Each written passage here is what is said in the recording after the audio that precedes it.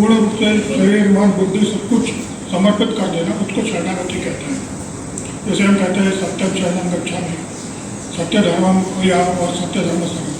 तो सत्यम शरणं गच्छामि यानी मैं ईश्वर की पूर्णतया शरण जाता हूँ, सरेंडर हूँ उसकी, जो उसकी इच्छा होगी उसको मैं एक्सेप्ट करूँगा, उसी को चाहिए।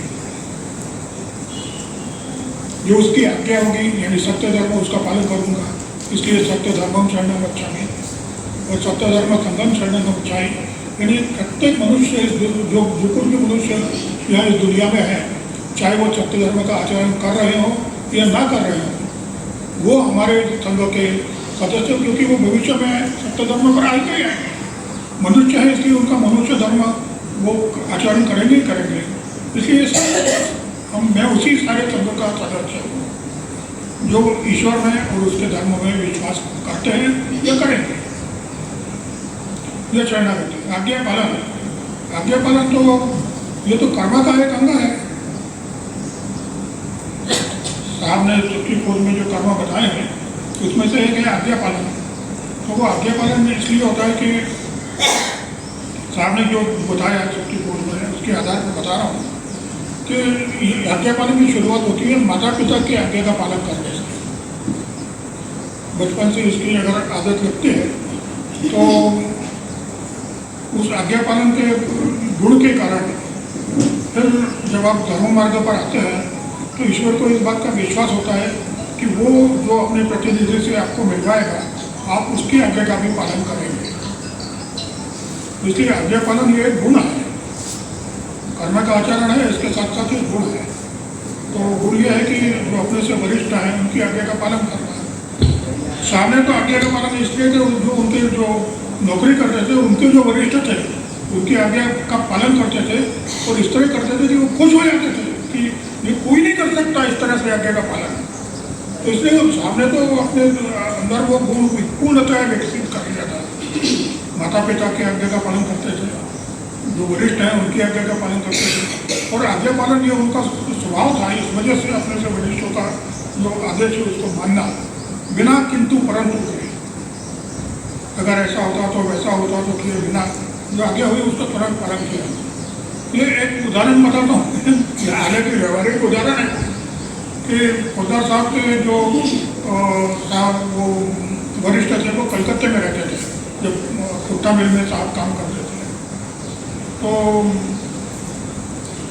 उन्होंने एक बार जो हर महीने कुट्टा मिल की रिपोर्ट देने बाई प्लेन वो कलकत्ते जाया करते थे। तो वहाँ एक बार उनको बताया गया कि उनके कोई रिश्तेदार हैं, उनके यहाँ शादी है और वो रिश्तेदार भोपाल होते हुए कहीं जाने वाले हैं आगे, झांसी या उसके आगे कहीं। तो उनकी व्यवस्था करो कुछ खाने पीने की। तो साहब ने कहा ठीक है सर। वो वापस आ गए और उन्होंने कहाँ से कानपुर से या कहाँ से रसोइयों बुलवाए, सब बढ़िया खाना बनवाया और ट्रेन से जाने वाले थे और बर्तन खरीदे, थालियाँ कटोरियाँ स्टील की सब। और जैसे ही वो गाड़ी भोपाल स्टेशन पे रुकी वो गोभी थी उसमें हर एक के सामने परोसी हुई थाली गर्मा गर्म भोजन के टाइम। तो वो थाली उन्हीं के लिए वो वही। और फिर वो उनके झांसी तक का सारा चाय पानी नाश्ता सबका सारा प्रबंध ये सब कर दिया। वो लोग इतने खुश हुए कि ऐसा तो कभी हमने देखा ही नहीं, सुना नहीं कि ट्रेन में मतलब इस तरह से ये हो तो थाली समेत मतलब सब मिल जाए। तो उन्होंने उसकी तारीफ की। तो वो उनके मालिक खुश हो गए कि ऐसा आज्ञा पालन कोई नहीं कर सकता, मतलब पैकेट में बनवा करके दे देगा, लेकिन ताज़ा ताज़ा गर्म वो स्टील की थाली कटोरी सब इसमें। और वो मतलब ऐसा नहीं कि कोई बाद में उसको कलेक्ट करने के लिए है, वो सब बना के वो दे दिया गया। तो उस समय स्टील की थाली यानी वो चांदी की थाली जैसा था, वो नया निकला था स्टील। तो ये आज्ञा पालन है। दूसरा आज्ञा पालन वरिष्ठों का जो साहब ने किया, जो उन्होंने खुद हमें बताया था, एक असंभव काम था कि सेकंड वर्ल्ड वॉर खत्म हो चुका था और भारत सरकार ने जो वर्ल्ड वॉर के जो ट्रक थे मिलिट्री के वो नीलाम करने की वो की थी। वो बिहार में पटना में नीलाम हो रहे थे और पटना से बंगाल वो ले जाना संभव नहीं था क्योंकि वो उसके आरटीओ के कुछ नियम वगैरह होंगे ट्रैफिक के कि वो वहाँ का पटना के जो है ट्रक वहाँ बंगाल की हद में नहीं ले जा सकते बेल्टर पर, तो वो लाने नहीं दे रहे थे उधर से। तो उन्होंने उनके मालिक ने उनसे कहा, उस समय वो किसी और फैक्ट्री में काम करते थे, कि भाई वो चाहिए हमको, हमें 2-3 ट्रक चाहिए, वो डेराम हो रहे बढ़िया ट्रक है। साहब ने कहा ठीक है, एक तो मैं ले आता हूँ। तो साहब वहाँ गए, वहाँ पता चला कि इतने कड़े कड़े नियम है सब। साहब ने वो ट्रक खरीद लिया, फिर ड्राइवर तय किया, ड्राइवर को कहा कि किसी भी चेक पोस्ट पे बिना रुके आगे बढ़ना है। और साहब उसके साथ बैठे। अब उसको ये नहीं है कि वहाँ तक ले जाना है, फैक्ट्री के गेट के अंदर तक, और मुँह मांगे तुम्हें पैसा देंगे। साहब उसके साथ बैठे और सारे चेक पोस्ट तोड़ते हुए, जो अंतर्राज्यीय चेक पोस्ट है उसको, तो उनके पीछे पुलिस की कई गाड़ियाँ लगी हुई थी और वो सब भगाते हुए कलकत्ते ले गए। कलकत्ते में फैक्ट्री के गेट के अंदर हुए और गेट बंद। साहब उनके मालिक बोले ऐसा तो कोई कर नहीं सकता, हमने ऐसा कोई व्यक्ति नहीं देखा। तो साहब आगे वाले नहीं, फिर उसमें ये नहीं देखते थे कि अड़चने क्या है। तो लौकिक जीवन में जो साहब का ऐसा था, साहब के पिता उनके ऊपर इतने प्रेम करते थे, इसलिए करते थे कि साहब जैसा आज्ञा पालक पुत्र, उनके तो और भी पुत्र थे 3-4, वो ऐसा आज्ञाधारी पुत्र कोई नहीं था। और इसीलिए एक बार उनको ऐसा मतलब वो करना पड़ा आज्ञा का उल्लंघन, जब उन्होंने प्रेम विवाह किया। और उस समय उनके पिताजी जी, उनको मालूम था कि सम्मति मिलेगी नहीं, मतलब उनकी आज्ञा का उल्लंघन नहीं किया, लेकिन उनको मालूम था कि ये तो कोई परमिशन देने वाले नहीं, इसलिए उन्होंने भाग करके शादी कर ली, कलकत्ते चले गए। और बाद में जब उनके पिताजी को पता चला तो वो वहाँ आए और उनके विवाह को एक्सेप्ट किया, बहू को एक्सेप्ट किया। तो ये बात क्यों होती है ना, साहब का आज्ञा पालन का जो स्वभाव था वो उनके पिता माता उनके वरिष्ठ, वो फिर जब श्रीजी के पास आए और श्रीजी ने उनसे कहा ना, जो मैंने परसों बताया था कि आज्ञा वो करो, प्रतिज्ञा करो तुम ऐसा, और ऐसा 3 दिन का करो। सामने कहा ये सब करने की आवश्यकता क्या है, तो उसे बारम्बार 3 दिन का मौन रखो। और फिर आपने कहा, मैंने कर दिया, ये तो आपको मालूम है कि आपकी आज्ञा ही मेरे लिए प्रमाण है। आपने कहा ये काम करना है, मैंने कर डाला। ये शुरू से मेरी मतलब आदत रही है कि मुँह से जो निकल गया, सपने में भी निकल गया, तो वो सच करके रहा। तो लेकिन फिर भी उन्होंने कहा कि नहीं हमने किया, इसे तुम भी करो वगैरह वगैरह। तो आज्ञा पालन का उनको पूरा विश्वास था उनके सदगुरु को, और इसीलिए ईश्वर कार्य करने में समर्थ हुए। तो आज्ञा पालन ये एक गुण, एक कर्म ऐसा है तो जो आपको ईश्वर तक का भरोसा प्राप्त करा सकता है। फिर क्या कमी है, किस बात की? ये आज्ञा पालन हो गया, शरणागति हो गया, आज्ञा पालन हो गया। वो समभाव, ये किस इसमें समभाव, क्या मतलब क्या आपका समभाव से? ये आशा जानना खाली शब्द का, हाँ अर्थ जानना। जैसे आप आजकल जो सबसे ज्यादा प्रचलित कौन सा है शब्द, सर्वधर्म समभाव, मतलब जितने भी संप्रदाय प्रचलित है उन सब में समभाव रखना। और खासकर रामकृष्ण परमहंस के आगमन के बाद से यह शब्द प्रचलित हुआ, विवेकानंद जी ने इसको प्रचलित किया। उसके पहले यह शब्द कहीं प्रयोग में होता नहीं था। तो समभाव मतलब फिर वो समभाव का और विस्तार हुआ कि कोई छोटा है या कोई अमीर है, कोई गरीब है, तो दोनों के बीच में समभाव रखना, दोनों को एक जैसा ट्रीटमेंट देना, दोनों का एक जैसी इज्जत करना। और उम्र में छोटे हैं, उम्र में बड़े हैं, उन दोनों को, तो ये बहुत कठिन काम है सबको एक जैसा ट्रीटमेंट देना, क्योंकि आदमी अपने आप ये वर्गीकरण कर लेता है कि ये ऐसा है, ये वैसा, इसके साथ ऐसा व्यवहार करना, उसके साथ वैसा व्यवहार करना, ऐसे कंपार्टमेंट बना के रखता है। ये सब छोड़ करके प्रत्येक के साथ एक जैसा प्यार करना, एक से जैसा स्नेह सबको देना, ये तो धर्माचरण करता ही कर सकता है। बहुत मुश्किल काम है सारे समभाव। सामने जो लिखा है ना, नाते रिश्ते मित्रों से टूटा संबंध पुराना है, हर जीव से अब तो नाता है। तो ये कुछ समभाव का मतलब श्रेष्ठ उदाहरण है, क्योंकि सब जितने भी जीव जंतु हैं वो सब हमारे रिश्तेदार हैं। क्या है, इसलिए पराकाष्ठा है समभाव की। या तो मनुष्य के बीच भेदभाव का सवाल ही नहीं होता।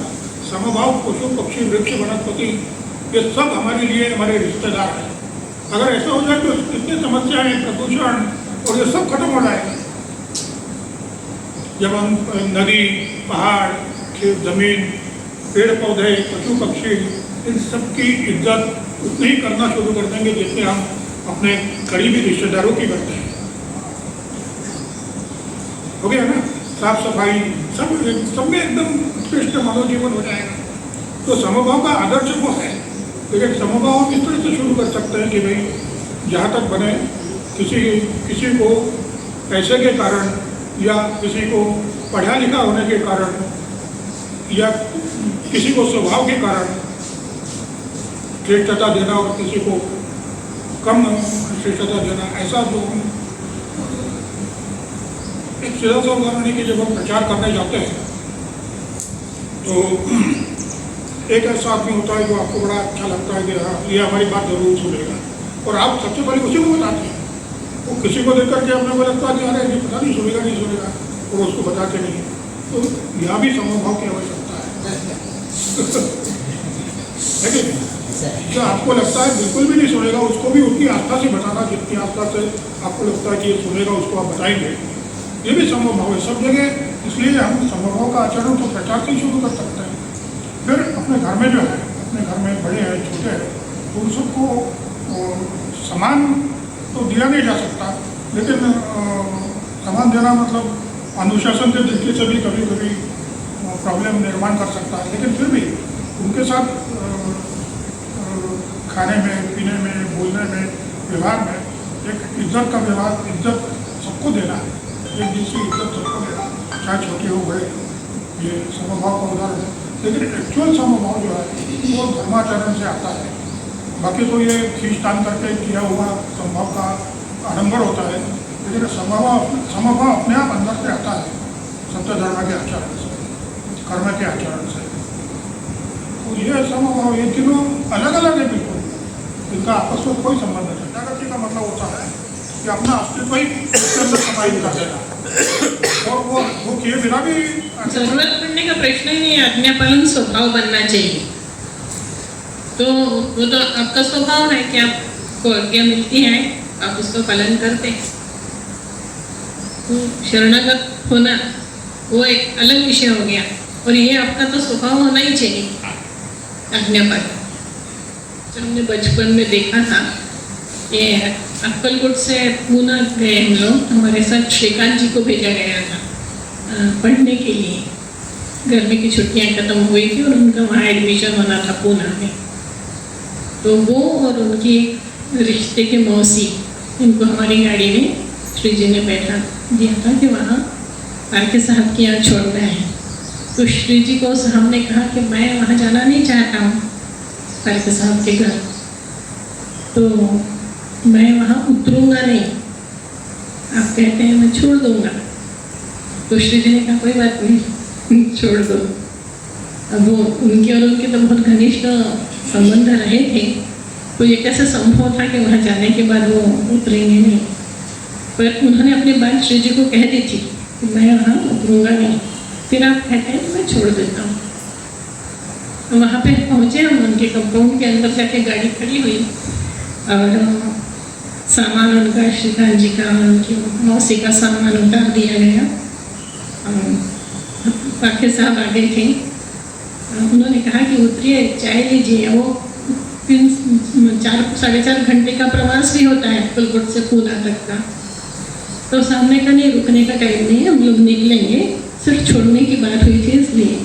तो उन्होंने अपनी माँ को बुला लिया। उनको मालूम था कि साहब बड़ों की बात टालते नहीं, इसलिए उन्होंने अपनी माँ, उनको माई साहब कहते थे, उनको बुला लिया। तो माई साहब आई गाड़ी पे के पास और उन्होंने कहा कि मैं उनको कह रहा हूँ उतरो, चाय पियो। तो और हमने कहा कि नहीं हम जल्दी में हैं, तो हमें उतरना नहीं।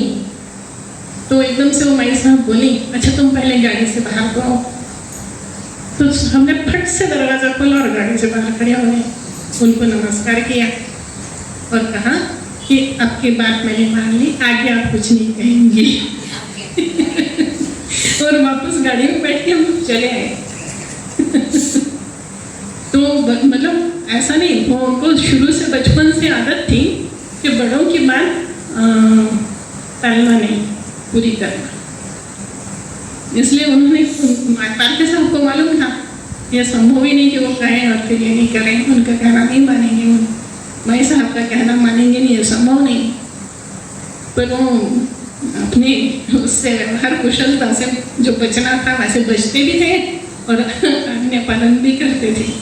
बड़े लोगों को सोचना पड़ता था उनको बताने के लिए कि अड़चन में न पड़े ऐसी बातों को, कि वो अगर नहीं मानने वाली बात है तो बड़े ही सोचते थे कि बोलें कि नहीं बोलें, इनको अड़चन में डालें कि नहीं डालें, पर वो उसको अपने हिसाब से पूरा करते।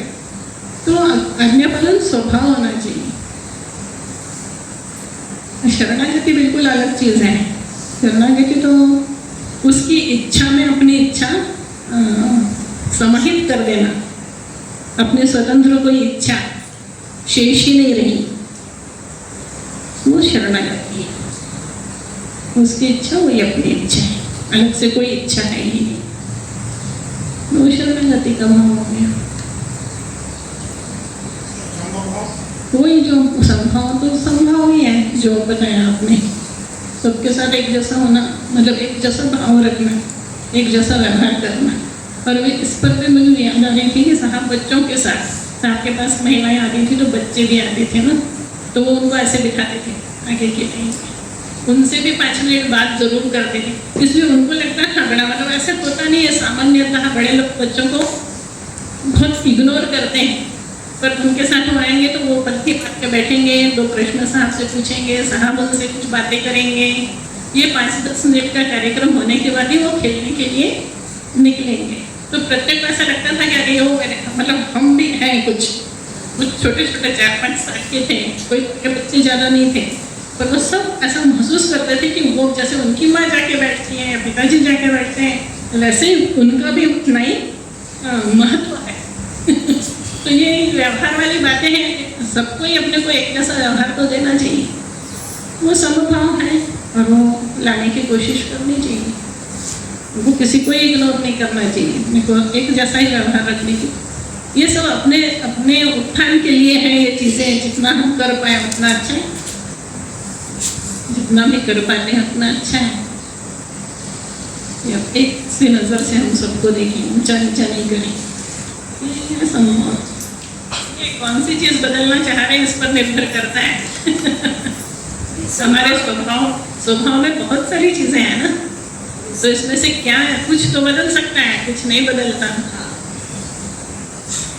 आदतें बदली जा सकती हैं, हमारा दृष्टिकोण हम बदल सकते हैं, कुछ चीज़ें हैं जो बदल सकते हैं और कुछ होता है जो नहीं बदल पाते हैं। आप अपने बड़ों के बहुत लाडले थे हमेशा, और वो शायद सिर्फ इस गुण की वजह से ही थे कि कोई बात कही तो उसको, मतलब जिसको पूरी तरह से पालन करना है वो होगा, ये हर एक को मालूम था। तो इसमें माता पिता, चाचा चाची, मामा सब शामिल थे। सबका वो, और सब इसलिए बहुत पसंद करते थे उसको। एक तरफ वो अपनी बात कह भी देते थे, जैसे श्री जी को उन्होंने कहा कि मैं, आप कह रहे हैं तो मैं बेटे को ले जाऊंगा, छोड़ दूंगा, पर मैं उखरूंगा नहीं, क्योंकि कल को ये नहीं हो कि आपने ऐसा किया। तो उनके वो है रिश्तेदार हैं, तो उनके रिश्तेदार के साथ ऐसा सलूक होगा तो बात गड़ी, इसलिए पहले बता दिया। फिर भी आप चाहते हैं कि मैं ले जाऊँ, मैं ले जाऊँ, क्योंकि बस से भी भेज सकते थे, बहुत बसें चलती हैं। तो उन्होंने भी जानबूझ करके इस तरह का एक प्रसंग उपस्थित किया। ये दोनों फिर से आमने सामने आए, इसलिए उन्होंने प्रसंग उपस्थित किया।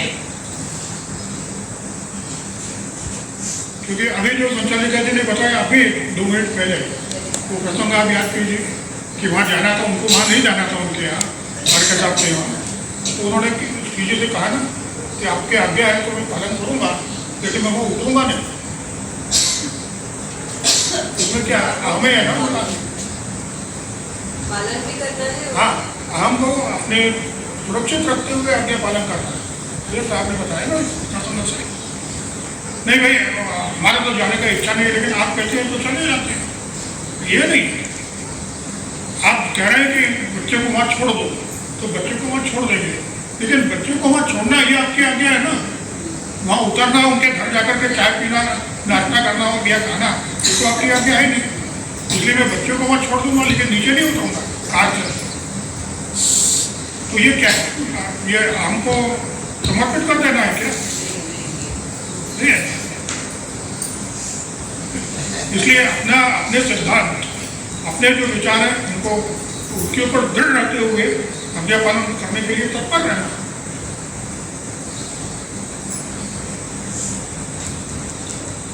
वो जो मैंने अग्निहोत्र के बारे में बताया था ना, अमानव स्थिति, मन ही अपना शरीर उनको सौंप दिया, इसको जैसा चलाना चाहे चलाए, बुद्धि उनकी, मन उनका, सिर्फ शरीर उनका, सब कुछ। तो रामकृष्ण परमहंस इसके बारे में कहते हैं कि मैं यंत्र हूँ, आप यंत्री हैं, मतलब मैं एक मशीन हूँ और मशीन को चलाने वाले आप। ये शरणागति है, ये बिल्कुल ही अलग चीज़ है और ये बहुत ही श्रेष्ठ चीज़ है, बहुत आगे की चीज़ है। आज्ञा पालन तो बचपन से शुरू किया जा सकता है, और जब ये दृष्टि आती तब समूह भाव आता है। लेकिन है तीनों चीजें अलग अलग, और इसमें कहीं भी मतलब ऐसा नहीं है कि आप अपने आम को दबा लो या अपने व्यक्तित्व को मार लो तब शरणागति हो जाएगी। अपने व्यक्तित्व को खत्म करना तो सदगुरु भी नहीं चाहते कि इनका व्यक्तित्व खत्म हो जाए। जिसको आप अहम कह रही हो, अहम नहीं है, उनका सिद्धांत है उनका, ये नहीं जाना, वो नहीं जाना चाहते। अगर किसी की यहाँ ये आपको मालूम है, उनको आपको मालूम है कि मैं किसी जगह जाना नहीं चाहता, लेकिन फिर भी आप करिए कि सामान वहाँ पहुँचा दूँ, तो मैं सामान वहाँ पहुँचा दूँगा, लेकिन मैं वहाँ उतरूँगा नहीं, क्योंकि उतरना का मतलब है उनके यहाँ जाना। तो अपनी पथ रखते हुए आज्ञा पालन करना, ये ड्राइंग की सीट पर बैठे हुए थे, उन्होंने जैसे ही कहा माई साहब अच्छा तुम नीचे तो उतरो एक सेकंड नहीं लगा, वो नीचे उनके पैर छुए वगैरह हो गए। अब आगे आप कुछ नहीं कहेंगे, उनको मालूम है आगे कहेंगे कि अंदर चलो और नाश्ता करो, तो अब उनके पास कहने को कुछ बचा नहीं। तो ऐसा नहीं हुआ जो उतर के सामने सोचा था कि उनके आने के बाद तो फिर इनको आना ही पड़ेगा, उससे तो ये बच नहीं पाएंगे, तो उन्होंने अपने बचाव भी कर लिया। और माई साहब को कहने की गुंजाइश नहीं रखी कि बोला और माना नहीं, इज्जत अपनी माँ जैसे मानते थे वो।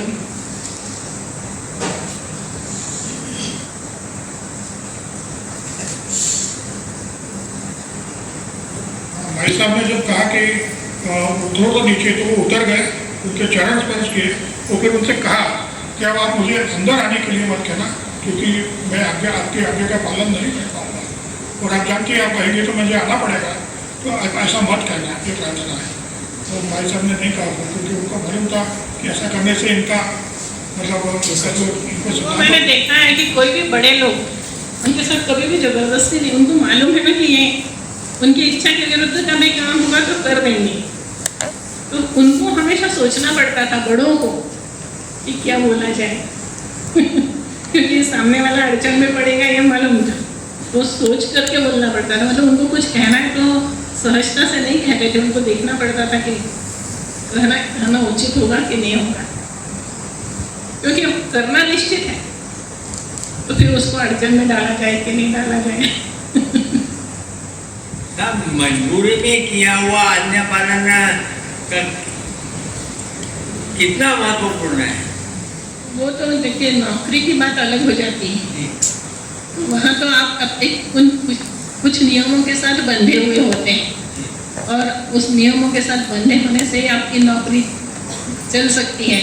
तो वहाँ तो जो परिस्थिति है उसके अनुसार चलना पड़ेगा, वो मजबूरी है, वो आपकी इच्छा नहीं है, ना आज्ञा पालन है, कुछ भी नहीं है, वो आपकी मजबूरी है, आपको करना पड़ेगा। सामने नौकरी छोड़ी कुत्ता मिल की, वो इसलिए छोड़ी, मतलब इसलिए नहीं कि उनको इसलिए छोड़ी कि उनका एक्सीडेंट हो गया, जहाँ वो मौत से बाल बाल बचे और महीनों तक अस्पताल में रहे, भोजन नहीं कर सकते थे, सारे दांत टूट गए थे, तो नली डाल करके अंदर उनको भोजन, लिक्विड भोजन कराया जाता था। इतने बीमार होते हुए भी एक बार उनके मालिक का कलकत्ते से फोन आया कि वो काम हुआ कि नहीं, वो काम हुआ कि नहीं, ये सब काम के बारे में पूछा, लेकिन ये आदमी उनका आज्ञाधारक नौकर जो है वो बीमार है, अस्पताल में पड़ा हुआ है, उसके हेल्थ के बारे में कोई पूछा नहीं कि अब कैसे हो, तबीयत ठीक है। तो उनको लगा कि नहीं, फिर ऐसे आदमी के साथ काम क्या करना, जिसको इंसान की परवाही नहीं है, जो उसके लिए काम करता है, उसी क्षण उन्होंने छोड़ लिया कि नौकरी करनी नहीं और जीवन में कभी भी नौकरी करनी, क्योंकि इनको पैसे के अलावा और कुछ सोचता ही नहीं। उनका आदमी उसका एक्सीडेंट हो गया है अस्पताल में, वह अस्पताल में वो फ़ोन कर रहे हैं, वो पूछ रहे हैं कि वो ये काम हुआ कि नहीं, अच्छी तबीयत है, मतलब हालचाल पूछ करके फिर काम बताते हैं। तो इतना भी उन्होंने मतलब मानवता नहीं दिखाई, नहीं करना हम लोग खत्म कर दिया। क्योंकि नौकरी करने में अपनी इच्छा के विरुद्ध कई काम करने पड़ते हैं, अपने स्वभाव के विरुद्ध कई काम करना पड़ता है, तो इसलिए नौकरी नहीं करना। और अपना बिजनेस करना ये उन्होंने तय किया और अपनी इच्छा से उन्होंने अपने स्वभाव के अनुकूल उन्होंने बिजनेस किया। उस समय भोपाल के अंदर ये एक ही आदमी था जो सत्य के ऊपर बिजनेस चलाता था, सत्य व्यवहार के ऊपर, ऐसा दूसरा नहीं था। आमतौर पर कोई आप बैंक से लोन लेते हो या किसी व्यक्ति से लोन लेते हो तो कुछ न कुछ लिखा पढ़ी होती है, तब वो दिया जाता है। जब साहब वहाँ अक्कलकोट से होकर के जब आए कि हम नया बिजनेस शुरू करेंगे, तो बिजनेस शुरू करने के लिए उन्हें पैसे की आवश्यकता थी, पूंजी को। उन्होंने तो कभी न कोई मकान खरीदा, जब हजारों रुपये उस समय कमा रहे थे, तो न तो कभी मकान खरीदा, न बैंक में कोई पैसे रखे। तो फिर माता जी ने अपने गहने दिए थे उनको कि पूंजी के लिए ये गहने लो, तो वो उन्होंने लिए नहीं। और उन्होंने एक यहाँ पे जुमेराती में जो किराना मर्चेंट है, उनमें से एक किराना मर्चेंट थे नंदूमल जैन, उनकी दुकान का नाम भी यही था, नंदूमल जैन। तो वो साहब को जानते थे, कोटा मिल में कुछ काम की वजह से संपर्क आया हुआ। उन्होंने नंदूमल जैन से फ़ोन पे कहा कि 25,000 रुपये चाहिए। 25 उस समय 1900, आप सोचिए कि 1954 में 54 के 25,000 आज की क्या कीमत रखते होंगे। तो वो नंदूमल जैन ने कहा कि ठीक है सर। और फिर साहब ये जो नया बिजनेस था, इसके लिए जो दौरे कर रहे थे पूरे, मतलब वो दौरे पे निकल गए। तो वो नंदूमल जैन आए घर पे, तो घर पे माता जी थी। तो उन्होंने पूछा कि साहब कहाँ, तो वो तो दौरे पर निकल गए। फिर उन्होंने वो 25,000 रुपये कैश माता जी के हाथ में दिए कि वो उन्होंने कहा था कि आप उनको दे देना। ये साहब के ऊपर लोगों का विश्वास था, कोई लिखा पढ़ी नहीं, कोई मतलब व्यापारी आदमी, वो साहब के वचन के ऊपर इतना विश्वास रखता था कि सामने कहा था कि इतने समय में हम लौटा देंगे, ब्याज समय ब्याज को लेंगे, लेकिन कैश बिना किसी लिखा पढ़ी के जिसने मांगा है उसकी पत्नी को लेके आना, ये ऐसा भोपाल में कभी संभव नहीं था उस जमाने में भी। ये उन्होंने अर्जित की थी उनके अपना सत्य व्यवहार के कारण। बैंक का भी कुछ ऐसा था। बैंक का और भी विशेष है, क्योंकि बैंक में उन्होंने लिख के दिया कि मेरे पास ना 1 इंच जमीन है, उन्होंने किसी तरह की चल अचल कोई भी संपत्ति नहीं है। मुझ पर विश्वास करके मुझे ऐसी लिमिट देती है बैंक को दे। 25,000 रुपये मांगे थे बैंक से, बैंक ने दी। अपना कुछ न कुछ देना पड़ता है ना, आपकी एफडी जमा करनी पड़ती है, संपत्ति कुछ तो देना पड़ता है। उन्होंने तो लिया था, बिना लिख करके दिया था, कुछ नहीं है मेरे पास, मैं ही हूँ बस। और मिल गए, इन्हीं के वापस किए थे। भोपाल छोटा सा था, लोग जानते थे ना कि आदमी कैसा है। ये जो स्टेट बैंक का वो है ना, स्टेट बैंक चौराहे वाला बैंक, वहीं से लिया था उन्होंने। उनके दोस्त ने कहा कि कितनी अच्छी घड़ी है, तो आपने तुरंत निकाल के दे दी और उसकी पहन ली। माता जी ने कभी इन सब बातों के ऊपर साहब को टोका नहीं किया, अरे सोने की घड़ी दे दी तुमने, ठीक है साहब ने दे दी। तो तुमको मालूम था कि वो हीरे की घड़ी लेके आए थे उनका। तो ये जो उस समय हम स्कूल में पढ़ते थे, तो कभी कभी मतलब ड्राइवर नहीं आता तो साहब हमें स्कूल छोड़ने जाते थे, तो हम देखते थे कि हर चौराहे के ऊपर ट्रैफिक पुलिसमैन सैल्यूट मारता था साहब, क्योंकि दिवाली की तरफ मिठाई और ये हर त्योहार के ऊपर जितने भी सरकारी कर्मचारी थे उन सबको साहब से बख्शिश मिलती थी। तो जहाँ भी कहीं होटल में जाएंगे, ये भोपाल टाके तो भारत टाके साहब पिक्चर बहुत कम देखने जाते थे, लेकिन हम जाते थे माता जी के साथ। तो वहाँ पे पहले बॉक्स ऑफिस होता था, आजकल नहीं है वो सिस्टम खत्म हो गया, कि एक रूम जैसा होता था जिसमें सोफे डले रहते थे, सोफों के ऊपर बैठ करके अपनी, और एक दरवाज़ा बंद कर दिया तो आपको कोई देख नहीं सकता था, लेकिन आप सामने का सब देख सकते थे। उसको बॉक्स ऑफिस कहते थे। आज भी वो प्रचलन है बॉक्स ऑफिस हिट, मतलब वो पिक्चर सफल। तो बॉक्स ऑफिस जब पूरे भर जाते थे इसका मतलब कि पिक्चर सफल हो गई। तो उन्होंने बॉक्स ऑफिस रिजर्व करके रखा था, भारत टाकीज में और गोपाल टाकीज में। उस समय 2 टाकीज थे कि जब भी हमारी इच्छा हम होगी हम आएंगे, महीने भर के लिए रिजर्व। ये ठाकरे साहब के हर गुरुवार के लिए रिजर्व, हर गुरुवार के लिए। के लिए तो गुरुवार का दिन पिक्चर देखने का था, तो किसी भी टाइम में वो रिजर्व रहती थी। मतलब ऐसा नहीं कि आप टिकट खरीदो जाओ, कभी भी चले जाओ, पिक्चर के बीच में चले जाओ, कभी भी चले जाओ, जब चाहे तब निकल आओ। तो फिर वहाँ वो कैंटीन का जो मीटर होता था वो सब अंदर, मतलब वो सब कुछ उसके अंदर शामिल था, चाय नाश्ता सब उस रिजर्वेशन में। तो ऐसे ठाट जो साहब के थे वो, और किसी को मतलब वो लोगों के पास पैसा था लेकिन ठाट करना उनको आता नहीं था।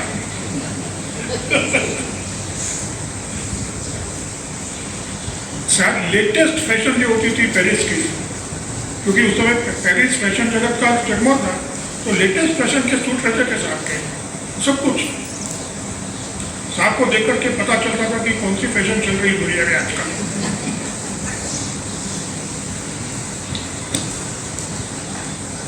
क्योंकि वो भी वहाँ कोई बहुत कम ऐसा होता ना कि पिक्चर शुरू होते समय में पहुँचे।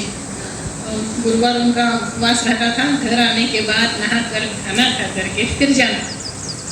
अब वो जितनी निकल गई होगी, नहीं निकली होगी, शुरू हो रही होगी तो शुरू हो रही होगी। और वहाँ हम लोग दोनों ही सो जाते थे, थोड़ी देर खाया पिया और सो गए। तो फिर कब घर आ जाते थे पता ही नहीं। पिक्चर देखना तो मालूम नहीं क्या होता था। और वो भी कितने देखते थे, उनको वो विशेष पसंद भी नहीं था। वो तो माता जी की वजह से उन्होंने वो व्यवस्था बना रखी, उनको खुद को पसंद नहीं था। 58 के बाद उन्होंने देखे नहीं, 58 के पहले की बात। एक बार का प्रसंग बताया कि ये बैरागढ़ गांव आपने मुगालिया हट वाले प्रचार के लिए आए और 9 से 12 पिक्चर देखने चले गए। जब ये लोग 1 बजे रात को लौटे तो साहब वहीं खड़े गेट पे। तो साहब ने उनको खुद जम के लताड़ा, तो लोग आचरण करता पिक्चर देखने गए तो आज के बाद मत जाओ। वो इसलिए नहीं, वो इसलिए कि इन बातों का साहब का बहुत ये था कि आप जिसके यहाँ रुके हो उसको, वो 9 बजे सोता है तो आप अगर वहाँ रहते हो तो आपको 9 से पहले आपके लिए वो जगह, आपके लिए गेट खोले, ये तो बहुत गलत है। डांट का कारण ये था, हमारे यहाँ आने वाले सारे मेहमान जो हैं वो पहले पूछ लेते थे घर का रूटीन क्या है। किसी मेहमान की हिम्मत नहीं थी कि रूटीन से बाहर वो कुछ करवाए अपने लिए। घर में खाना बनता है, आराम से खाओ रहो, सारी व्यवस्थाएं। पर ऐसा नहीं है कि वो 9 बजे पिक्चर चले जाए, माता जी या साहब उठे, कहीं ना कहीं बैल तो बजाएंगे, कुछ तो करेंगे, खटपट होगी, नींद खराब होगी, और नींद खराब हुई तो सवेरे का फिर उठना मुश्किल हो जाएगा। तो इसलिए कोई भी, किसी को भी, कोई भी हो, तो हमारे रूटीन से चलना पड़े। और साहब को जगना पड़ा ना, गेट खुलना पड़ा ना, तो आप अपना मतलब कितना भी करो, दूसरे को तकलीफ नहीं होना चाहिए। कुछ भी आपके व्यवहार से, आप जिसके यहाँ गए हो उसको परेशानी नहीं होनी चाहिए। एक अनुभव और शेयर करना चाह रहा हूँ साहब।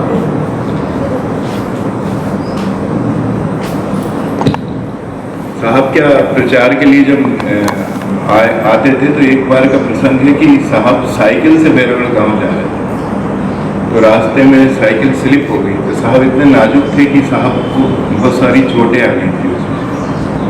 तो जिन सज्जन ने मुझे सुनाया था वो प्रसंग, तो उनका नाम तो नहीं मालूम, बैरागढ़ गांव भी थे वो। तो वो प्रसंग सुनाते सुनाते उनके आंसू निकल आए, भावुक हो गए बहुत। उन्होंने बताया कि एक व्यक्ति जो एक टाइम पे अपनी सेवादारों से घिरा रहता था और कार के बगैर नहीं चलता था, और एक समय वो इस काम के लिए वो साइकिल से जा रहा है और ऐसा चोटीला हो गया। उन्होंने ये प्रसंग मुझे सुनाया था, तो मुझे आज भी याद है। वो बहुत साल पहले सुनाया था उन्होंने ये प्रसंग मुझे। वो साइकिल से बैरागढ़ गाँव जा रहे थे, वो स्लिप हो गए थे तो बहुत चोट आई थी साहब। मैंने वो कह रहे थे कि साहब इतने नाजुक थे और इस तरह का जीवन जीने वाले, और ये सदगुरु के काम के लिए जैसे मतलब इतनी परेशानियां का एक छोटा सा पार्ट उन्होंने बताया था, एक प्रसंग था। सवेरे लोगों का अग्निहोत्र चेक करने के लिए जाते थे तो साइकिल से ही जाते थे। तो वो तो उनका मतलब बस से आना जाना पसंद नहीं करते थे, वो साइकिल से आना जाना पसंद करते थे। और कोई तो साधन था नहीं दूसरा। आने वालों में से किसी के यहाँ स्कूटर नहीं होगा हमारा समय ऐसा था। इक्के दुक्के लोगों के पास होगा तो होगा। पर कोई आपके पास साधन नहीं है तो प्रचार तो ऐसा है कि वो तो रुकना नहीं चाहिए। वो तो जो कुछ भी है, जो साधन है उसके साथ आप चलो, क्योंकि साधनों से प्रचार होता है। अगर अपन ऐसा कहें तो साधन जिनके पास भरपूर हैं क्या वो बहुत ज़्यादा प्रचार करते हैं? जिनके पास साधन नहीं है क्या वो नहीं करते? तो साधन तो कारण ही नहीं। निकल गया था तो करीब 20-25 मिनट थे न्यूयॉर्क में। मैं निकल गया था पैदल थोड़ा चौराहे तक। वहाँ पे हरिनारायण के जो भाई हैं, हरिनारायण के जो भाई हैं शिवनारायण, वो मतलब ऐसे ही उनसे चर्चा हुई तो मैं नहीं पहचानता था उनको, पर आवाज़ से मैंने ऐसा लगा कि हरिनारायण के भाई है क्या, ऐसा मैंने बोला। बोले हाँ, बोले आप क्या जानते हो? मैंने कहा आपकी आवाज़ ऐसी लगी। तो मैंने कहा आप इधर कैसे आए? मैंने कहा मैं माधव आश्रम आता हूँ रोज, वहाँ 11 मिनट गाँव चल रहा हूँ। अच्छा आप अग्निहोत्र करते हैं, समझ गए। फिर वो ऊपर ले गए, तो ऊपर 2-4 मिनट 5 मिनट बचे थे तो उनके मैंने उनसे कहा कि मुझे जाने दो, अग्निहोत्र निकल जाएगा। तो बोले नहीं अपन यही करेंगे, उनका सामान है आपका। तो वो कर नहीं रहे थे अग्निहोत्र, लेकिन उन्होंने सामान सब रखा हुआ था। तो उन्होंने कंडेल जमाया जब तक वो आखिरी 1 मिनट बचा था, तब मैंने अग्निहोत्र करा जैसे। फिर उन्होंने ये चर्चा निकाली कि साइकिल से साहब आए थे एक बार तो गिर पड़े थे। तो इसलिए मुझे याद आया कि नाम उनके पिताजी का बारे में बताया, राम प्रसाद नाम है ना शायद। फोटो भी था लगा था, उनके पिताजी नहीं हैं, माता जी हैं शिवनारायण की। पुराने अग्निहोत्र शिवनारायण। जब पहली बार जब बैरागढ़ टूर पर आए थे पहली बार, यहाँ जो बहुत सारे अग्निहोत्र शुरू हुए थे, तो उसके बाद 68 या 69 की बात है, तो भोजन उन्होंने राम प्रसाद जी के यहाँ किया, जानबूझ के किया था। तब उनको वो हरिजन वाला मालूम नहीं था कि हरिजन बस्ती अलग होती है या वहाँ कुछ अग्निहोत्र शुरू नहीं हुए थे। तो किसके यहाँ करना? तो पंडित जी थे, फिर शीतल प्रसाद मिश्रा थे, तो ब्राह्मणों के यहाँ नहीं करना। इसलिए फिर ये यादव थे तो इनके यहाँ भोजन करने का उन्होंने कहा, तो खाना तुम्हारे यहाँ खाएंगे। तो खाना उनके यहाँ खाया था। तो उनके यहाँ खाना खाने गए तो सुर बहुत ज़बरदस्त फूटा था। तो उसमें वो रहते थे ना छोटे दरवाजे गाँवों में, तो ऐसे ही सीधे गए, आदत नहीं उसकी, तो कट हो गया था यहाँ पे पर भोजन उनके यहाँ किया था। राम प्रसाद जी ने साहब को पुट्ठा मिल के दौर में भी देखा था, उनको देखा हुआ था उन्होंने। हाँ हाँ, नहीं वो राम प्रसाद जी बहुत अच्छे आचरण करता थे और उन्होंने प्रचार में भी काफ़ी सहयोग किया। और पंचरत्न गौशाला जो शुरू हुई वो राम प्रसाद जी और तिवारी जी, इन दोनों ने मिल के ही शुरू की थी। दोनों ने आधे आधे पैसे लगाए थे और शुरुआत की थी वो 72 में। और वो पूरा गौशाला का देखभाल वही करते थे राम प्रसाद। उनका पूरा मतलब उनकी पत्नी भी पूरी तरह से अग्निहोत्र नियमित करती थी, सहयोग करती थी। उस समय गाँव में सवेरे नहा के अग्निहोत्र करती थी। तो नल वल तो और वैसे बाथरूम और वो मतलब सही में गांव थे, आज जैसे गांव नहीं थे। तो कुएं पे जाना पड़ता था नहाने के लिए। तो लोग उनसे कहते थे बड़ी बामन बन रही है जो रोज आती है और सवेरे नहाती है। मतलब बहुत सारी टीका टिप्पणियाँ सुननी पड़ती थी। पर वो उन्होंने जो शुरू किया उसमें कभी भी नागा नहीं हुआ।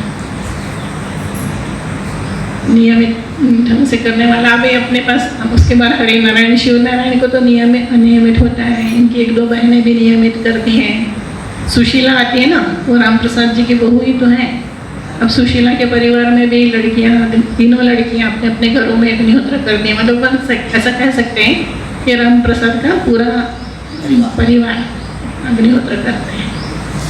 तीसरी पीढ़ी में भी नियमित अग्निहोत्र है।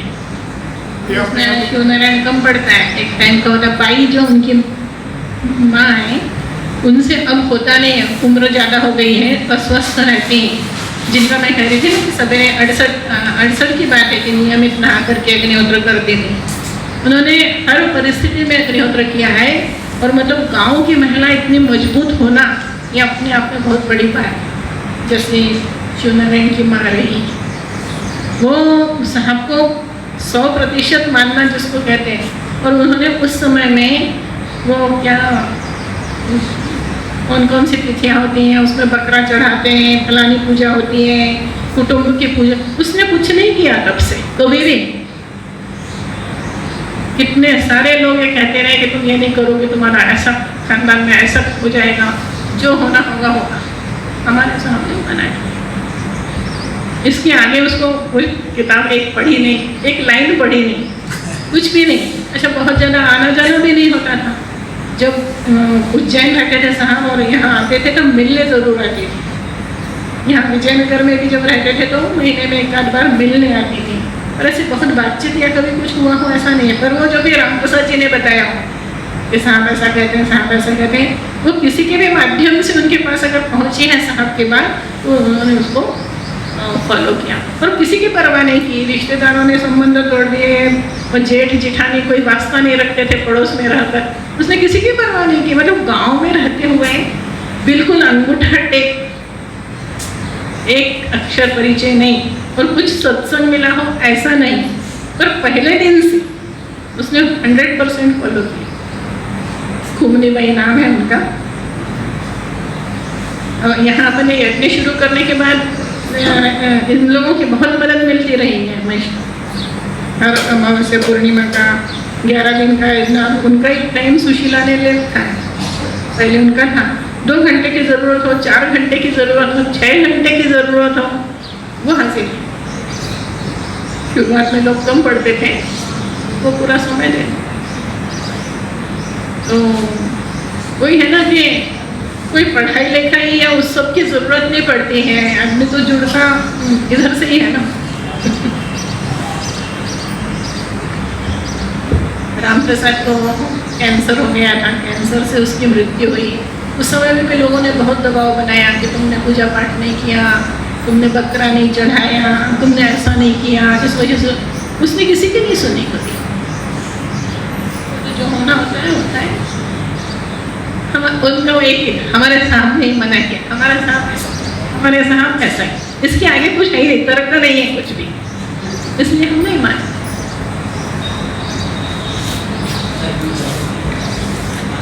आस्था इतनी ज़्यादा थी उनको कि वो किसी के कहने में नहीं आते थे। कोई मतलब बता रहे थे कल शिवनारायण जी अभी सो रही हैं माता जी, कहने की माता जी सो रही हैं। मैंने कहा नहीं जगाओ मत, फिर आप मैं कभी भी आके मिल लूँगा। घर अभी नया मकान बना दिया इनके, तो उम्र भी काफ़ी हो गई उनकी माता जी राम प्रसाद जी घर। तो मैंने फोटो देख के ही, क्योंकि यहाँ आती थी 3-4 साल से उनका आना जाना कम हो गया, दिखना अकेले चलना सब कठिन हो गया है। पर तब तक भी वो सब अपनी लड़कियों के घर अग्निहोत्र, कोई कुछ भी समस्या बताए पारिवारिक इलाज अग्निहोत्र, उनकी तरफ से वो जो इलाज एक अग्निहोत्र और कुछ नहीं।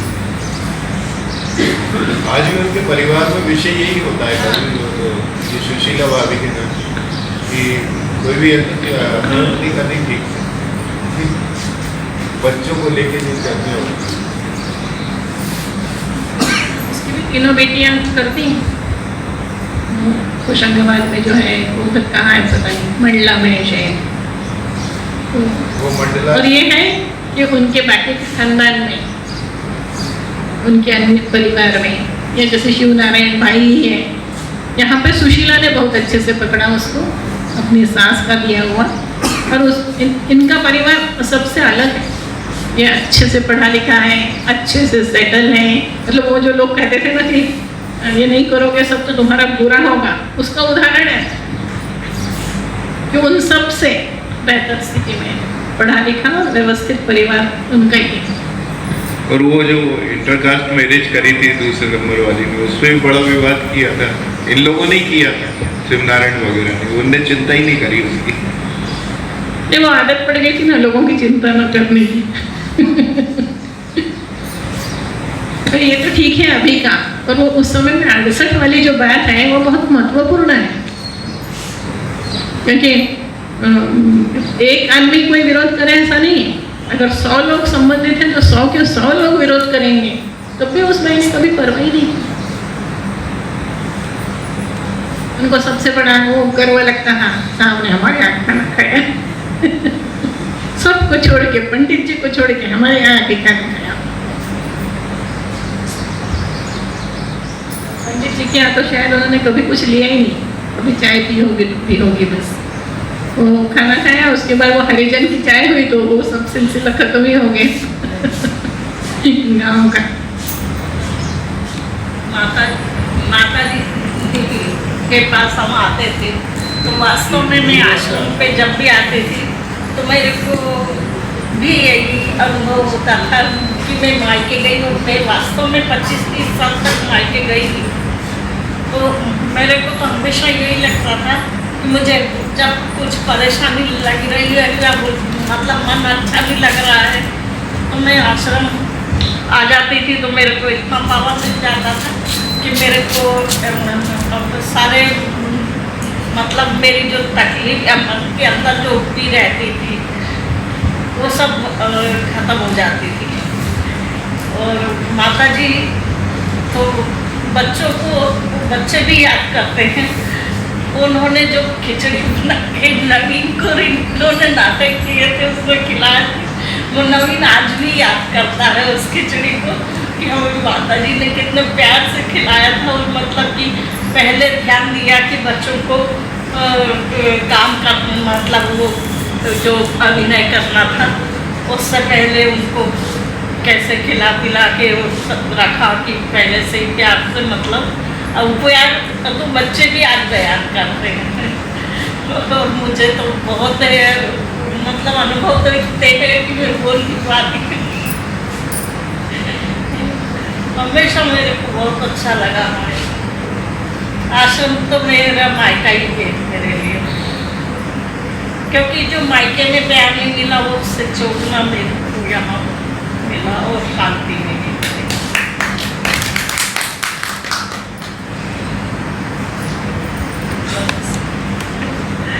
बाकी अनुभव तो बहुत है, मैं कहने को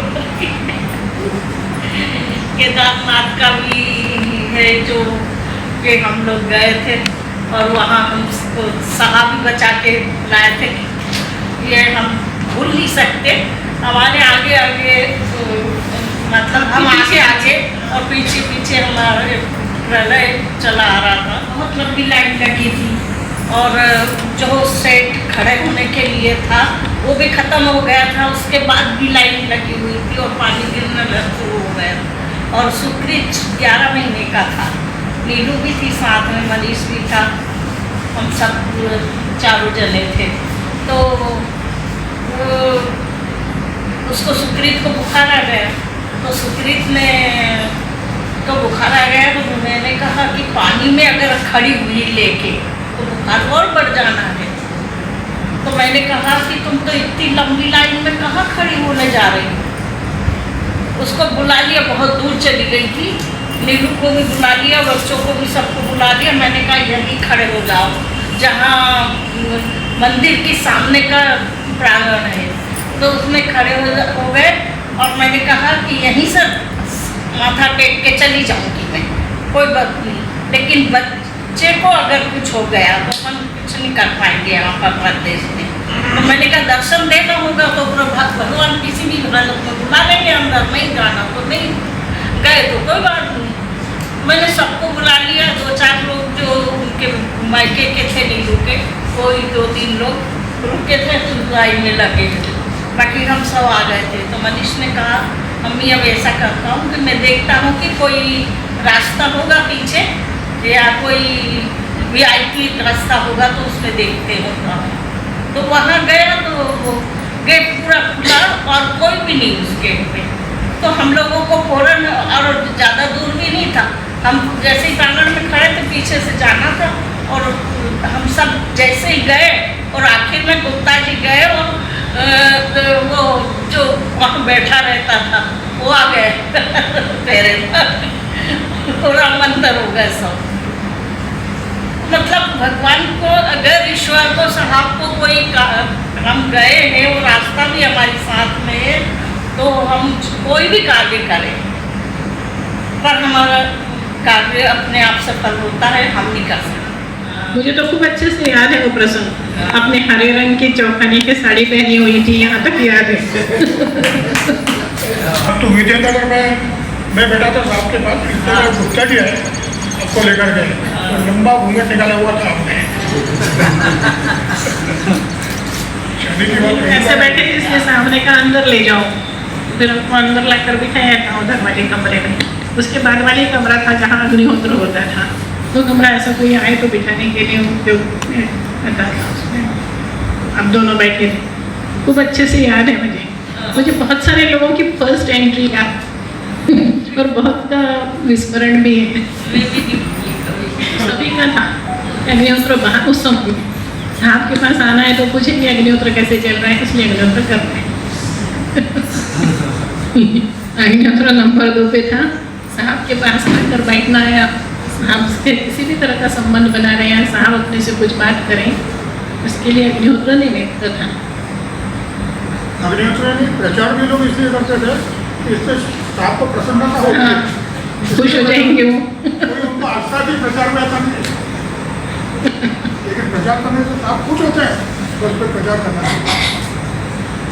धर्म को नहीं जाना है, अग्निहोत्र को नहीं जाना है, किसी को नहीं जाना है, लेकिन साहब के मुख पर प्रसन्नता दिखी आपको जाने के बाद, बस इस एक बात के लिए लोग प्रचार भी करते थे, अग्निहोत्र भी करते थे। सारे कार्यकलाप उस समय सत्य धर्म के पुनर्जीवन के जो कार्य किया है साहब ने, तो सारा जो पुनर्जीवन किया है अकेले साहब ने किया है। लोगों ने अग्निहोत्र भी साहब से मिलने के बाद साहब को देख करके शुरू किया है। और साहब अभी संचालिका जी ने बताया था कि ऐसा साहब ने किसी को अग्निहोत्र बता दिया और उसको शुरू कर दिया, ऐसा साहब का नहीं था। साहब किसी के भी घर किसी भी दिन पहुंच सकते हैं, इसका डर सबको रहता था, क्योंकि साहब साइकिल से अग्निहोत्र के काफ़ी देर पहले निकलते थे, आधा घंटा पहले बैरागढ़ गांव आते थे विजयनगर से, और वो अग्निहोत्र में जब 3-4 मिनट रहते थे, गांव में अगर 10 मिनट पहले भी खोल गए तो बाहर कहीं खड़े रहते थे, और जब 3-4 मिनट रहे हों तब वो सामने के घर पर पहुँचते थे। ऐसे में वो शीतल प्रसाद जी का वो साहब बता रहे थे, खुद शीतल प्रसाद जी बता रहे थे कि साहब ऐसे एक दिन सुबह आ गए तो मैं इतना घबरा गया कि मैं शाम के मंत्र बोल गया था। क्योंकि वो साहब आएंगे ऐसे किसी को कल्पना ही नहीं थी कि चेक करने आ जाएंगे। हम उनको बता रहे कि हम कर रहे हैं अग्निहोत्र, उनको नहीं, वो तो चेक करेंगे कि सही हो रहा है कि नहीं, मंत्रोच्चारण। तो शाम को कभी नहीं गए किसी का अग्निहोत्र देखने, जाते थे। हाँ, शाहजहानाबाद में वो रहते थे विष्णुई जी, तो दूर दूर भी जाते थे। ये मिलिट्री एरिया जो यहाँ है, सुल्तानिया इन्फेंट्री, यहाँ पे कुछ लोग फौजी अधिकारी थे जो अग्निहोत्र करते थे, इन सब के यहाँ वो सवेरे गए हैं अग्निहोत्र से तो 5 मिनट पहले। बाबा जी को भी चेक करा है।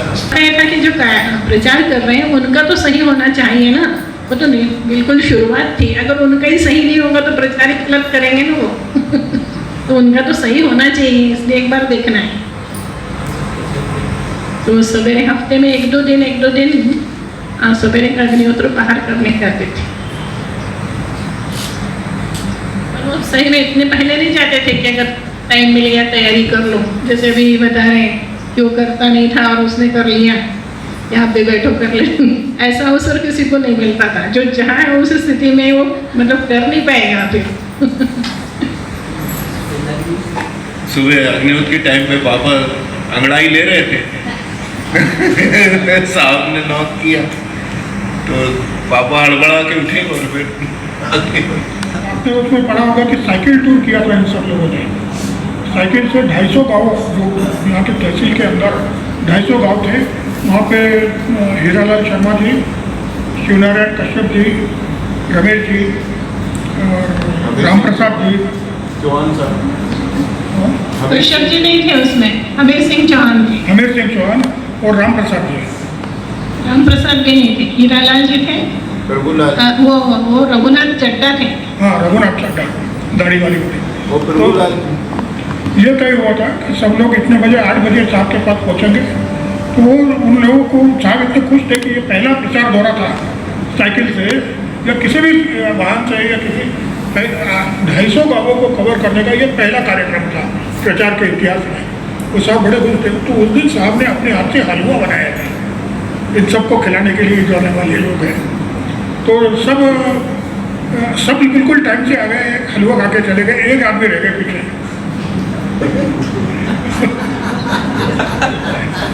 रमेश जी।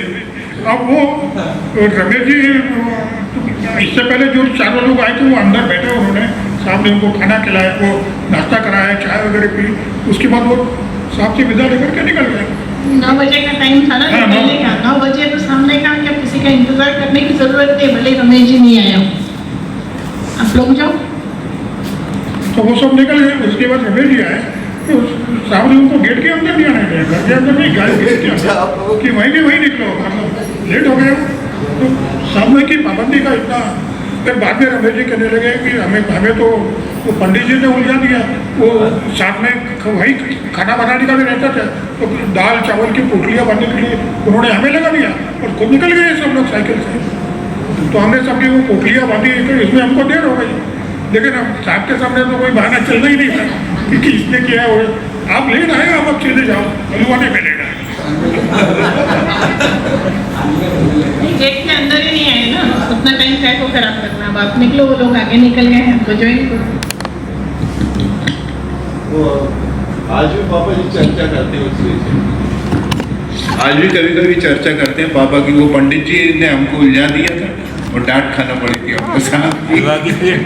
उनको आज भी वो हलवा तो खाने का अवसर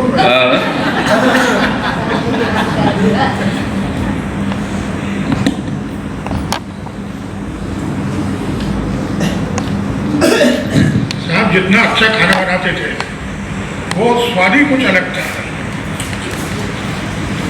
हम बैठते, मतलब साहब खाना बनाने वाले हैं, इसलिए हम बच्चे जो है सब वहाँ जाकर के बैठते थे कि अभी कैसे बना रहे हैं। तो लोग चम्मच से लेकर साहब ऐसा उल्टा करके डालते थे नमक और ये सब। और फिर माता जी कहती थी, अरे ये क्या हुआ है, क्या?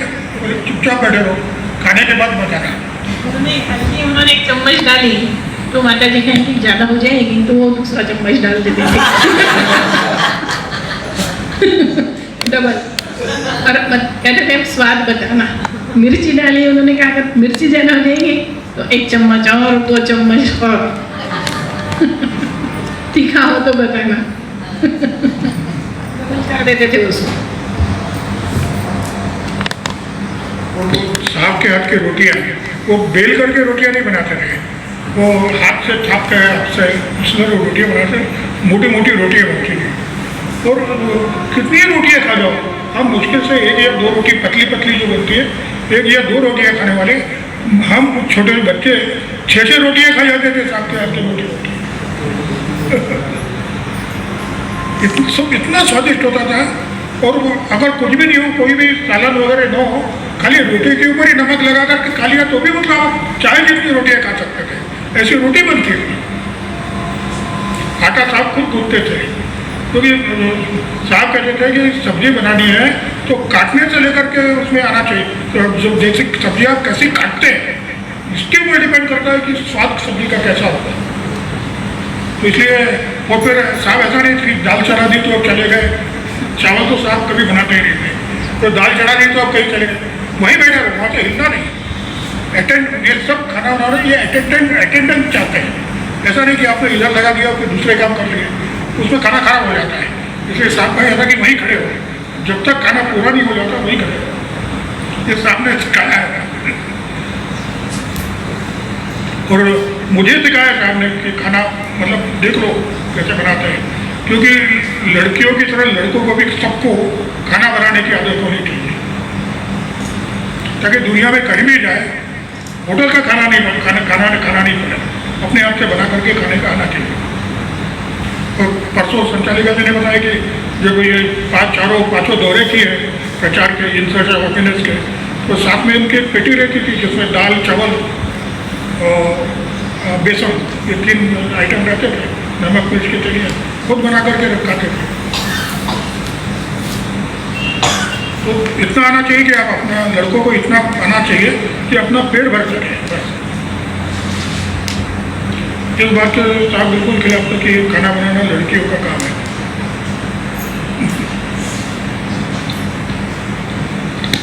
अभी मम्मी वो वरुण जी और विवेक जी गए थे ना कि वो साहब को मिर्ची बहुत पसंद थी, हाथ की किसी घी में तली हुई, तो मम्मी ने बनाई, तो साहब ने शायद एक बार भोजन किया था, तो मम्मी ने वो परसा, तो साहब ने पूछा मम्मी से आपको कहाँ से पता, वो माता जी से पूछ के गई थी मम्मी। माता जी ने बताया तो वो मम्मी ने पहले से रेडी करके रखा था उसको।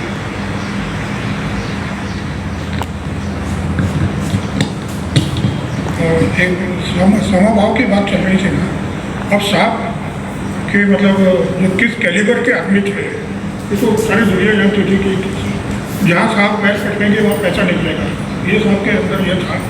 और इस तरह से पूरी तरह कफल्लब होकर के जब ये प्रचार के लिए करने साहब आए कि एक धोती और एक कुर्ता, इसके अलावा तीसरा वस्त्र नहीं उनके बना। और तो उस समय जो लोग उनके सामने आए उनको कभी किसी को भी ये लगा नहीं कि साहब कभी कुत्ता मिल के मैनेजर रहे होंगे, उन सबको ऐसा लगा कि ये हमारे साथ हमारे जैसे ही है। और किसी को भी प्रचारक को साहब के सामने कोई भी बात करने में संकोच नहीं होता था। ये वो समभाव से ये परिस्थिति आती है तो क्योंकि वो लोग जो हैं जो साहब के साथ जिन्होंने कुत्ता मिल में काम किया है, उनको तो साहब के सामने खड़े होने में डर लगता था, उनके रूम में जाने में डर लगता था। बिजनेस में जब साहब थे तो वो कमर अंसारी और एक और अमीर मियाँ, ये जो साहब के कर्मचारी थे, ये साहब के सामने खड़े होकर के बात नहीं कर सकते थे।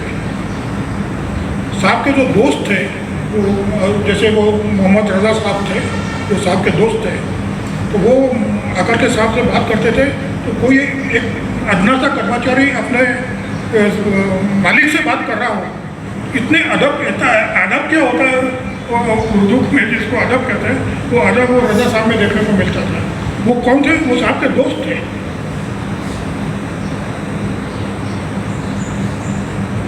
बहुत सालों बाद मैं और रमेश जी अपन गए थे ना, कोई इंटरव्यू लिए थे लोगों के, तो हमने सोचा कि जो साहब के कर्मचारी रहे, साहब के मित्र रहे, तो जाकर के उनको इंटरव्यू लो। बरखेड़ी गए थे? हाँ, बरखेड़ी लिली टाकी। हाँ, बरसाने गए थे। और ऐसे ही एक आकाशवाणी में उनकी जिनका लड़का काम करता था, एक ठेकेदार साहब थे, उनका नाम मुझे याद नहीं आ रहा है, इफ्तेकार अली खान उनका नाम था। तो वो हम उनसे मिलने गए तो कहिए साहब क्या, मैंने अपना परिचय नहीं दिया कि मैं पोद्दार साहब का बेटा हूँ। रमेश जी थे, हमने उनसे कहा कि हम साहब को मानने वाले हैं, हम साहब के बारे में आपसे बात करने आए कि आप क्या बताएं। अरे वाह! फिर वो आदमी वो सब कुछ भूल गया, सारा काम धाम छोड़ करके बैठ गया और साहब के बारे में बातें कर रहे हैं। साहब ऐसे थे, साहब ऐसे थे। बोले उस ज़माने में ये भोपाल इंदौर रोड आज भी उतना ही डिस्टेंस उतने, और आज भी कोई भी बस या प्राइवेट गाड़ी से बजाते हैं तो 3-3.5 घंटे लगते हैं, साहब 2.5 घंटे में पहुँचते थे कार चला के। ऐसी फास्ट ट्रैवलिंग जिंदगी में कभी देखी नहीं, वो कभी साहब के हाथ से कभी एक्सीडेंट नहीं हुआ। ये देखिए अभी जो अपन देख रहे हैं ना, ये अभी लखीमपुर खीरी में जो हुआ कि गाड़ी गई और वो कुछ आंदोलनकारी किसानों को टक्कर मारा, तो वो उसके ऊपर आक्रमण किया, तो फिर उसने जोर से गाड़ी भगाई तो 2 किसान दब के मर गए। मेरा अनुभव एक बार अक्कलकोट जाते समय हम सब साथ में बैठे थे, तो साहब ड्राइविंग कर रहे थे, मैं बगल में बैठा था, नंदी जी बगल में बैठी थी, माता जी पीछे बैठी थी, और ज्योति हो गई छोटी सी। तो वो हम जा रहे थे, इतने में वो गणेशोत्सव वाला जो चलते हैं ना, वो जुलूस विसर्जन वाला बहुत लंबा एक गाँव के अंदर वो जुलूस चल रहा था, और साहब इधर से हाथ बजा रहे, कोई सुनने को पता नहीं सब क्या नशे में थे। होली का अवसर था। हाँ, होली का, वो सब नशे में थे। कोई सुन ही नहीं रहा था। फिर सामने एक एक को टक्कर मार करके निकलना शुरू किया, तो वो इधर उधर गिरते गए, तो साम निकल गया। पीछे से लोगों ने पत्थर और डंडे, एक आदमी को थोड़ा सा उन्होंने अंदर घुसाया, एक भी आदमी कोई गिरा नहीं या किसी को टक्कर नहीं लगी, पर उन्होंने रास्ता जरूर दे दिया। वहाँ पर रतलाम से भोपाल आ रहे थे, अक्कलकोट का नहीं। हाँ, और पीछे से वो डंडे और पत्थर ये फेंकना शुरू कर दिया, गाड़ी के ऊपर आकर के डंडे लगे, तो हमने गाड़ी भगा दी। तो और वो आपने देखा ही कि जब महानवों का अद्भुत दर्शन में उल्लेख आया ही है कि जब कश्मीर से श्रीनगर से इधर आने वाले थे, नीचे मतलब कहाँ अम्बाला ये कहाँ आने वाले थे, श्रीनगर कुरुक्षेत्र। हाँ, तो वो मिलिट्री वाले सब वो हो रहा था, पहाड़ खिसक रहे थे, बर्फ के पहाड़ बरसात के कारण, तो खूब तेज बरसात हो रही थी। तो वो रशीद खान ड्राइवर उस समय साथ के साथ था, तो वो कहता था कि जैसे बैंड बाजा बज रहा हो ना, इतने जोर से बड़ी बड़ी बूंदें कार की छत पर गिर रही थी।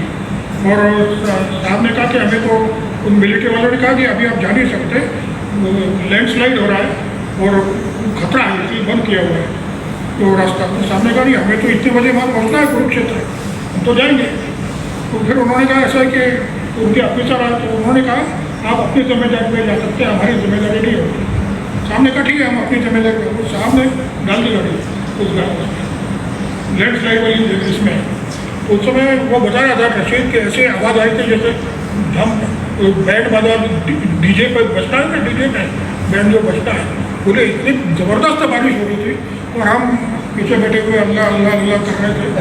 साहब बड़ी ले गए वहाँ। साहब को जब ईश्वर कार्य के लिए साहब ने ये नहीं कहा था ना कि आपका दौरा खत्म के करने के बाद कुरुक्षेत्र में आकर के जो करना वहाँ खत्म करना दौरा, तो साहब को उस दिन कुरुक्षेत्र पहुँचना था। तो फिर क्या बाधा आती है, इससे कोई सवाल ही नहीं उठता है। तो उससे बाधा ये विश्वास था, सदगुरु हमारे पीछे उन्होंने 24 घंटे लगातार गाड़ी चलाई थी, सिर्फ एक जगह रुक करके चाय पी, वहाँ से निकले। कोई ड्राइवर बीच में कहीं रुकना नहीं था, ये भी बताया था श्री जी ने कि बीच में कहीं रुकना नहीं, सीधे कुरुक्षेत्र पहुँचना है। तो जो निकले श्रीनगर से तो सीधे कुरुक्षेत्र पहुँचे, तो उसमें एक जगह कहीं को भी चाय पी, बस लगातार गाड़ी चलाई। तो ड्राइवर को डर लगेगा इसलिए गाड़ी खुद चले, ड्राइवर आराम से पीछे बैठा रहा पूरे टाइम। तो ये होता है जिसको आप कहते हैं शरणागति, ये है शरणागति, ये है टोटल सरेंडर। वहाँ कश्मीर में साहब का नियम था कि 2 ही वस्त्र पहनने। 57 में ज्योति के जन्मदिन पर सामने सूट बूट सब त्याग दिया, और मनोहर भैया को और हमारे चाचा जी थे अच्युत जी, उनको दे दिया सब। और फिर जो 2 वस्त्र सामने जीवन भर पहने। तो प्रचार करने के लिए कश्मीर जाना था, श्रीनगर में इन 2 वस्त्रों के अंदर देख करके वहाँ के सारे लोग थे कश्मीर के रहने वाले, तो कहने लगे ये ठंड अगर अंदर घुस गई तो जान लेके छोड़ेगी। सामने का देखा जाएगा, हम तीसरा वस्त्र पहनते नहीं वो सारी ट्रेन में। तो फिर वो शंकराचार्य हिल पे चढ़ के गए और वहाँ अंदर गए, वहाँ अपना पुस्तक रखी शंकराचार्य जी का जो मूर्ति था, मूर्ति उसके सामने। तो वो जो आदमी वहाँ था, उसने कहा हमारे आचार्य जी से मिल लो शंकराचार्य से। तो वो वहाँ मिलने गए, तो वो हीटर लगा करके बैठे थे, सारी खिड़कियाँ बंद थी। साहब ने जाते थे कहा पहले खिड़की खोलो, हवा आए अंदर, जब बोल रहा है। तो बोले असली सन्यासी आप हो। और जो स्वामी जी वहाँ बैठे थे, तो ये सब आता कहाँ से? ये सब शरणागति से आता है।